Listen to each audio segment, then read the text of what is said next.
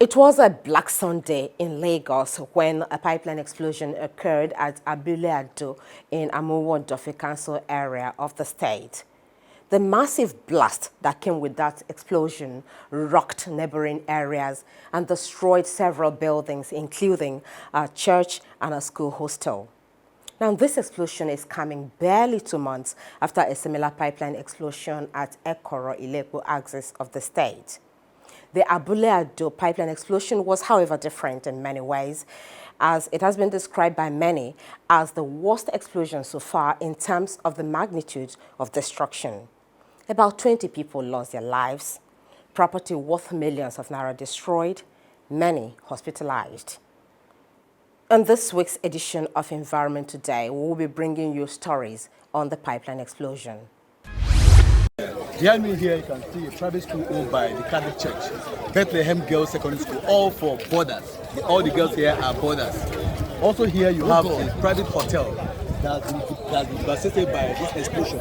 If you look also forward my left on this side, you also see another building. You can see the bellowing of the smoking of the smoke that is still ongoing, where you can still say that up till now the fire has not been put out. Dark Sunday for these residents of Omonile area in Amuwo-Dofi LCDA of Lagos State, when a driver allegedly tried to turn on the ignition of his faulty truck parked near a burst pipeline, which led to a loud explosion that destroyed buildings, cars, lorries located about 2 kilometers radius. The explosion, according to eyewitnesses, occurred at 8 a.m., while the over 300 students, all boarders from a nearby girls-only secondary school, were at their Sunday service.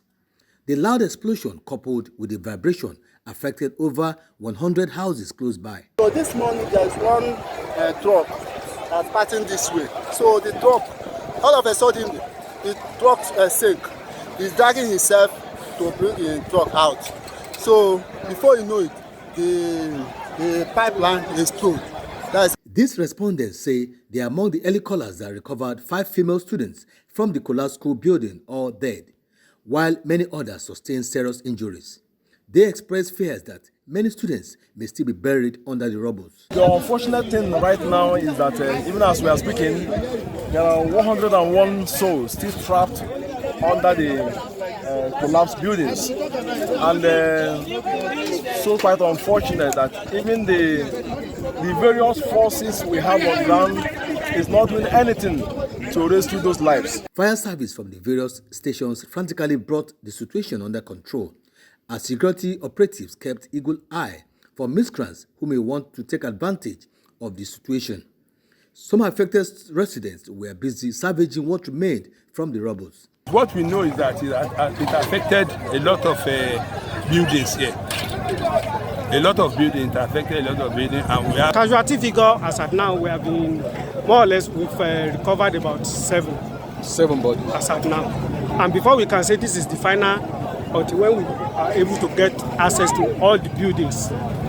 So as you can see, more bodies are being recovered. The scene of the incident at Abule attracted many people who trooped from their Sunday service to witness what they called the worst pipeline explosion ever in the country. This incident, no doubt, has raised another question of a master plan from the authorities, who then allowed the development of residential houses along the pipeline axis. I can tell you quite a number of them too might not have building approval. So it's an opportunity for us to do the entire scope of what is right and what is proper. Until these questions are answered, incidents such as this may repeat itself. Obinume.